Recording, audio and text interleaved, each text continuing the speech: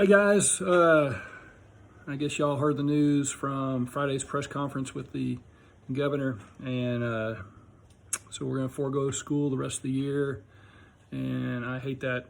This is the oddest. I've been doing this for about 25 years. This is the strangest year I've ever seen in my life, and it stinks that it has to happen to you guys. But with that being said, we still have to pass economics to graduate. And I know there's going to be some sort of a graduation ceremony. I'm not sure how it's all going to go down, but I know it's going to happen at some point. And you need to graduate, but to do that, you need to pass economics. Now, once again, this chapter has some interesting things in it because it deals a lot with investing. And if you watch that last video, then you hopefully understand diversification. Diversification is when you spread your money around. And I know you don't have your books, but in your books there's a little illustration that talks about how one person invested $10,000 one time. And one time invested it in one thing, and they've got, for 25 years, they just let it go. And they got 7% interest, which isn't bad. And so 7% compounded interest, and over the life of 25 years, they ended up with about over $57,000 from having just a one-time investment of $10,000. But it wasn't diversified. And so diversification is when you spread your money around. Like in the video, he showed, how he spread around the eggs. Don't have all your eggs in one basket. And so another person, for example, in the book, it shows you how they also invested $10,000 at one time, but they diversified it. $2,000 they put here, and $2,000 here, and $2,000 there, and $2,000 there, and $2,000 there. And with that being said, one of their investments of $2,000, they lost it all. They didn't get any return on it. Another one, they just put it in their cookie jar. So what kind of investment is that? Well, if you saw in the video, it's not a very good investment. It's very, very safe, but it's not a good investment. And you're not going to get any return on your investment. It's a 0% return rate. Matter of fact, over the life of 25 years, you would actually lose a little bit of money in the sense that because of inflation. But with that being said, that's $4,000 of the $10,000 investment. There's another $2,000 if they took that and they invested it somewhere else and they got 5% compound interest. Another one, they invested $2,000 and they got 10% compound interest. And another one is 15% at $2,000, 15% interest over the life of 25 years. But so it was all diversified from losing it all, for having 0% interest, to having 5%, 10%, 15%. And with that being said, if you were to look at the final tally for that person, they would have made over $116,000 in their investment. A difference of over $59,000 from the one to the other. Why? Because it was diversified. If something goes bad here, but something goes good there, that's diversification. And so it's all spread around, and that's the best way to do it. So make sure you understand diversification. Also liquidity. Remember, with diversification, you spread it around, and then the risk-return ratio is the riskier something is, the possibility of a higher return, okay? But also the possibility of losing it all, okay? So you got to understand that risk-return ratio. If you go somewhere really, really stable, really, really low, but you don't have any, the risk is low, the return is going to be low. But it's very, very stable. And you want to probably be somewhere in between. And so when we get into the investments, like for example, tomorrow when you start watching the investment videos, you're going to start learning about all these different investments, the really, really stable ones to the really, really radical ones. And you got to figure out where you fall in between there. Now, liquidity is kind of tied to that as well, as far as your return, because the easier it is for you to get to your money, for example, putting it in the cookie jar, it's really easy to get to your money. Well, that's liquidity is how easy it is to get to your money.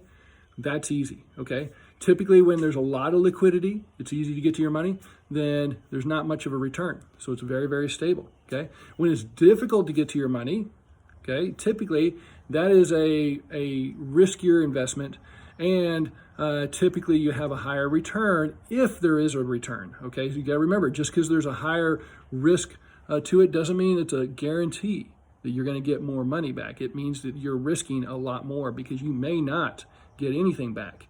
And so you got to be careful there. So liquidity is the ease at which you get to your money. Low liquidity, typically it's a more stable investment, but it's a lower return. not much liquidity at all, then it's a tougher, or it's a higher, or it's a investment that is possibly going to have higher return, but you're also risking some things.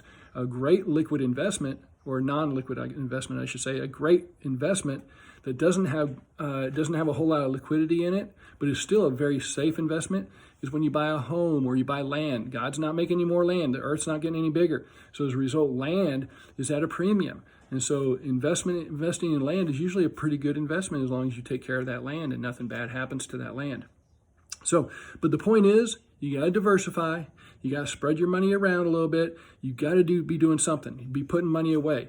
Now, as we get into the types of investments in the next section, you're going to see all these different things, and that may make your head spin a little bit. But I'll have a little video every day or two to kind of talk you through that and walk you through that a little bit. Real quick, there's not going to be. I'm not going to do a lot of assignments. For one, I feel really sorry for you guys, and I don't feel like making you all do a ton of assignments. So the assignments I do give you, make sure you do those assignments, get those turned in, do the best you can. But I don't want to put zeros in there, but I want you to do the best you can, and then you're going to get good grades, and you guys are going to graduate. I want to help you out best I can, but I want you to learn this information. A couple other things. I wish we could have gotten back together. I really enjoyed your 2 truths and a lie from a lot of you guys last week. That was a lot of fun getting to know you a little bit better. For me, my lie was I've never been skydiving. I was actually supposed to go skydiving, and the week before I went, there was a skydiving accident. Everyone on the plane died.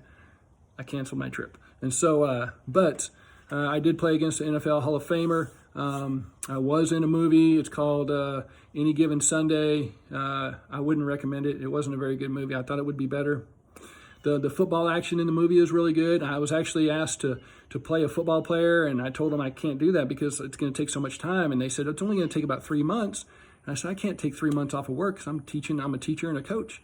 And it was in the springtime. It was like in February, March. It was February, I guess, was when, or January when they called me to play the part. And so it was going to take me January, February, March, April.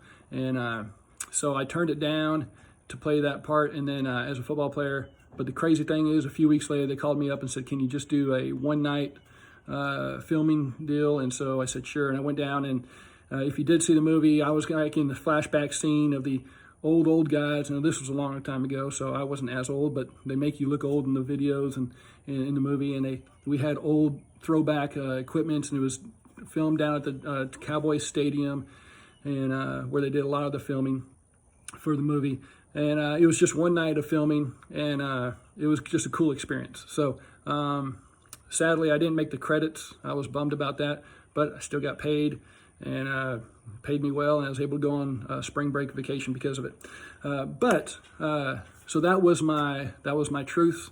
And thankfully, we got rid of all our kittens. Abigail Sanders, thank you for taking one of our kittens, and hopefully you like that little kitten. But I'm going to get back to work. I've been working in my shop, and so this is my shop right here. You can kind of see a little bit of it. We have some fun things in here, and I keep myself busy just kind of building stuff. So I was working on this. I'm almost done with this today.